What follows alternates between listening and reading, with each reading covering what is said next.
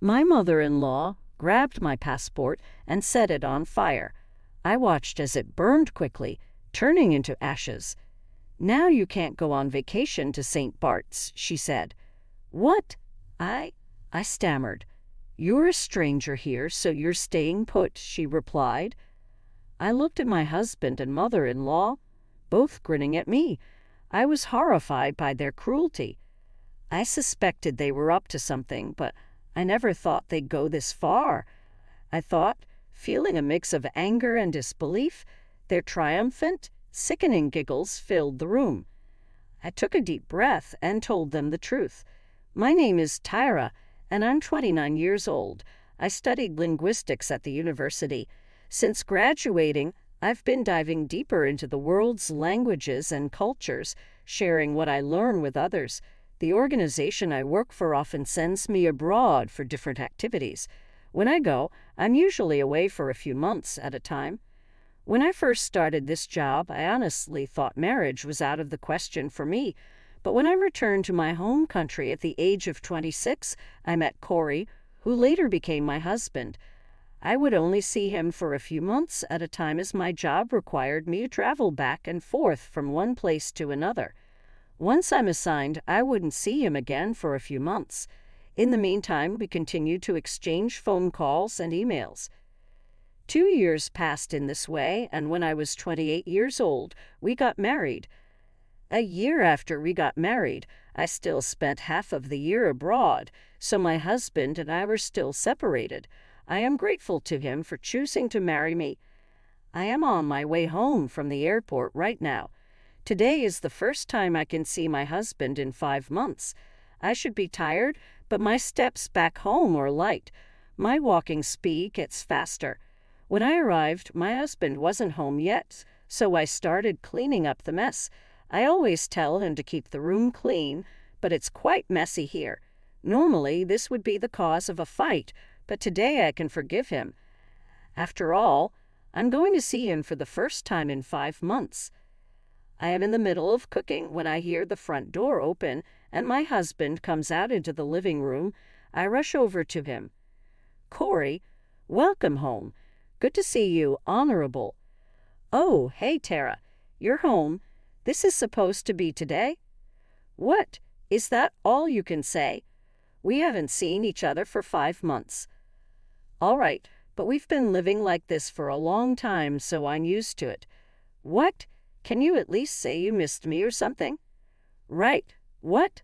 I'm tired. Anyway, is dinner ready?" "Yeah, just finished cooking it. Let's eat." Eating with my husband for the first time in months is the most delicious meal in the world. Normally, I would be satisfied with that, but this day I felt a little different.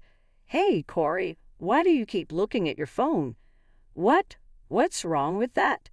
"Nothing is wrong, but I'm finally home, you know.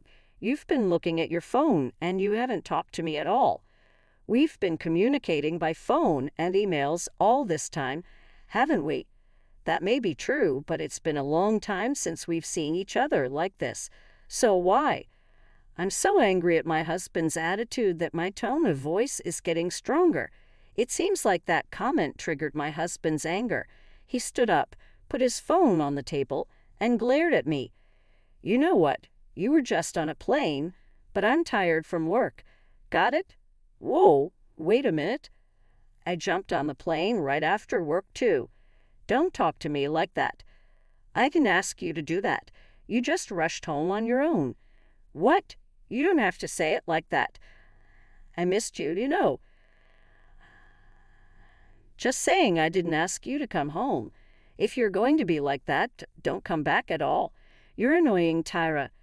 He slammed the table and got up with a bang. He left the living room without even touching his dinner. What's the matter with him? Why did he talk to me so coldly? I haven't seen him for a long time. Was I the only one who was happy to see him? What's the point of rushing home? Tears streamed down my cheeks and dripped onto the table. The reunion with my husband had turned out to be even sadder than I had imagined. The next day, his attitude did not change. When I said good morning to him as soon as we saw each other, he gave me a cold stare. "I envy you, you know. You can just laze around at home all the time while you are over here. No, that's not true. I have a lot of work to do, actually, like summarizing our activities and looking over materials for the next training session. There's a lot to do, more than you know. Either way, it's something you can do at home. I'm really jealous you get to spend half the year like that. I wish I had a cushy job like that. Hey, you don't have to put it like that. Well, I'm just a company man, so I gotta go to work. You relax here, princess. What the hell? Hey, Corey. Ignoring me, my husband left the house. We had a few fights before our marriage, but my husband had never been this sarcastic to me. This was the first time I was so confused by his words and actions. I wondered if my husband's words were holding me back. I was thinking to myself if there was anything I could do to help the situation. While I was reading work-related materials, I decided to clean the house.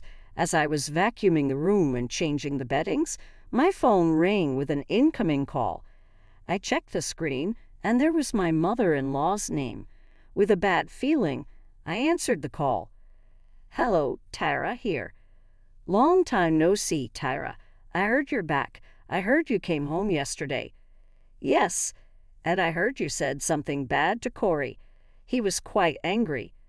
I'm sorry, but it's nothing that would bother you, you know. Well, listen, I've been thinking, since you are here, why don't we go on a trip with the whole family? What? I couldn't help but let out an unexpected sound. Without my response, my mother-in-law continued, Actually, I was just talking with my husband about going to St. Bert's Island, and then Corey started saying he wanted to go with us. What? That's... So, Tyra, you are used to going abroad, right? I wonder if you could help us with hotel reservations and stuff. Me? Or maybe you can't hear what your mother-in-law is asking you to do. I felt my mother-in-law's voice getting colder. She doesn't really want to travel with me. Know that. She just thinks it would be more convenient for her since I'm used to traveling abroad. I knew my mother-in-law did not think well of me because she had been sarcastic toward me ever since we first met at the wedding reception. It's been 2 years since we got married, and it's still the same. I often received messages from my mother-in-law while I was working abroad. How can you be a wife and be away from home for months at a time? If you don't take care of the house, I'd rather have my son marry another woman. It was a mistake to allow him to marry a woman like you. That's what my mother-in-law used to text me. So I didn't have a good feeling when I got the call, but I never thought I would be taken advantage of for a family vacation. However, maybe it is better than being verbally abused as usual. I was angry at myself for not being able to say no, even though I knew I was being taken advantage of. A few hours later, my husband came home from work and was in a better mood than he was this morning. He threw his briefcase on the sofa, and with a big smile on his face, he called out to me, "Mom called you, didn't she? We can take you on a trip to St. Bert's." "Yeah, I heard, but what? You're not thinking of turning it down, are you? Mom asked you to come with us." "I know, but why don't you just go with your mom and dad like you originally planned?" As soon as I said that, my husband's eyes changed. He clicked his tongue, and his attitude changed to one of intimidation.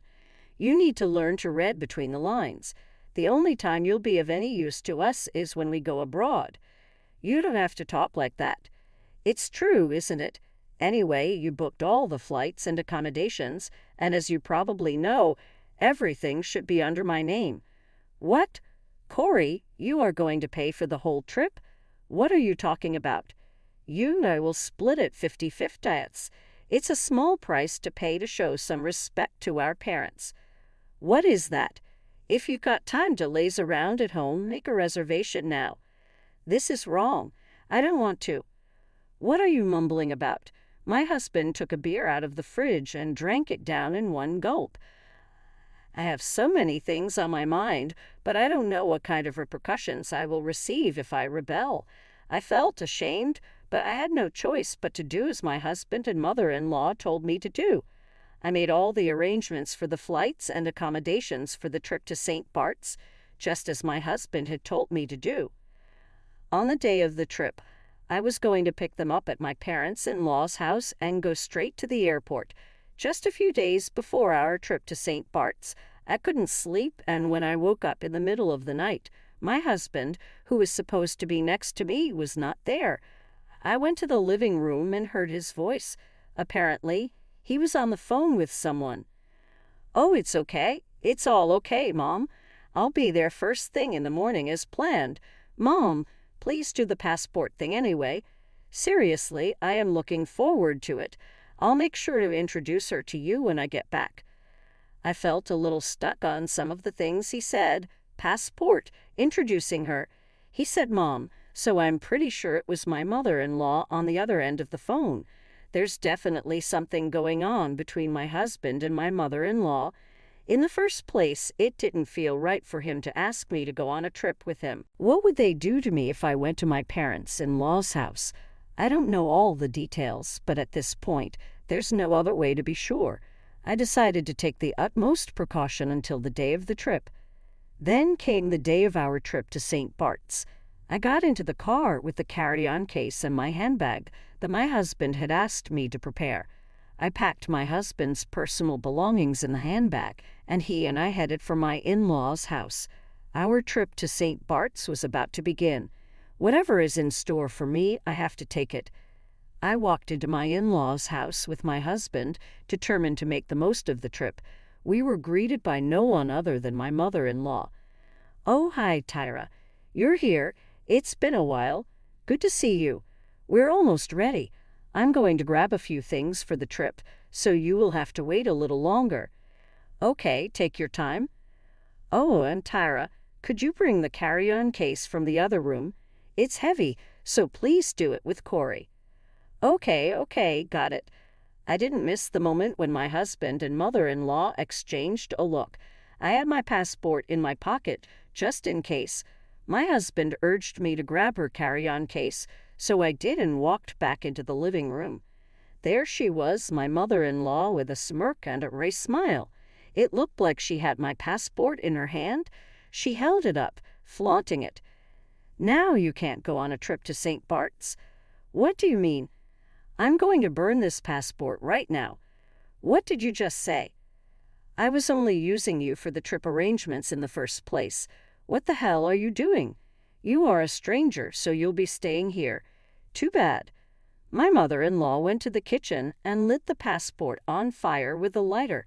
The passport started to burn from the corner, eventually ending up as black ashes in the sink. When my mother-in-law saw that the passport was completely burned, she said to me, "We did it."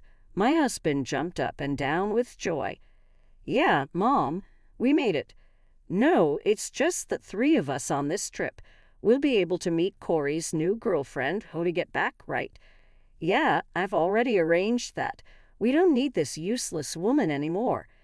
"That's my son. You know when something is not working." He took his cell phone out of his pocket and showed me some pictures. They seemed to be pictures of him and the woman he had been having an affair with. He looked down at me with a triumphant look on his face and said, "I am not divorcing you for the sake of my reputation, but you're staying here during our trip. When we come back, I'll move in with her and you can go away." Taking my husband's lie as a cue, my mother-in-law began to laugh maliciously. The look on their faces was nothing but evil. At that moment, I knew for sure that I didn't deserve to be a part of a family with these people any longer. I grinned and said to them, "By the way, whose passport is that?" "Huh? What are you talking about?" "Of course, it's yours." "I took it out of your handbag, so it's your passport?" "I am so sorry, my passport is right here." "What? Why? It can't be." I took my passport out of my pocket and flashed it in front of her. My mother-in-law saw this and opened her mouth as if in a panic. "That's not possible." "No, this is my passport for real. See." My mother-in-law must have sneaked into my handbag and assumed that the one passport in it was mine. How could she burn it without checking it, even though she was planning to do something evil? Wait, whose passport did I burn then? I guess it was my husband's passport that was in there. So this means that it was your son's passport that you burned earlier. Unfortunately, at these words, my mother-in-law turned pale and started shaking. My husband started to blame her mercilessly. "Hey, Mom, what have you done? I told you to be careful. I only found one passport in her handbag. Who would think it would belong to her?" "I don't give a damn. You didn't check. That's why this happened. You're saying it's my fault. If you had checked from the beginning, I wouldn't have made this mistake. What the hell?" The next thing I knew, they were blaming each other. I was beyond angry and disgusted at the sight of them. "Hey, Tyra, do something." My husband started yelling at me, but I was not to be outdone. "Seriously, where do you come off telling me what to do? You cheated on me behind my back. How dare you? You and your mother are both disgusting human beings." "Hey, who do you think you are talking to?" "I'm talking to you and your stupid mother. You don't think I'm going to let you get away with this, do you? I'm telling you, you're going to pay me back exactly what you owe me. I'll make sure you pay for the affair and all the abusive words your mother gave to me, so be prepared." Then my father-in-law came down from upstairs. "What's going on? What are you doing?" When I told him everything, he was furious about what had happened. The trip was canceled, and my mother-in-law got a divorce. My husband was disowned by his father and never allowed to come home. I consulted a lawyer and divorced my husband. In addition, I demanded alimony from him and my ex-mother-in-law. They had to pay alimony in one lump sum. Corey also had to pay for the cancellation of her entire trip to St. Bart's. They are the type of people who don't make savings. Of course, there was no way they could pay the alimony in one lump sum. In the end, they managed to repay all the money by borrowing money. Now my ex-husband lives with his mother. It seems like they are just barely making ends meet. My ex-husband was also dumped by the woman he had an affair with. I've moved out and am using the alimony money to rent a condo. Living alone is great. After enduring cheating and bullying, I went through a lot of hardships. Now I'm free from all of that and truly enjoying my life. I want to keep traveling to different countries, learning about their cultures, and sharing those experiences with. When I told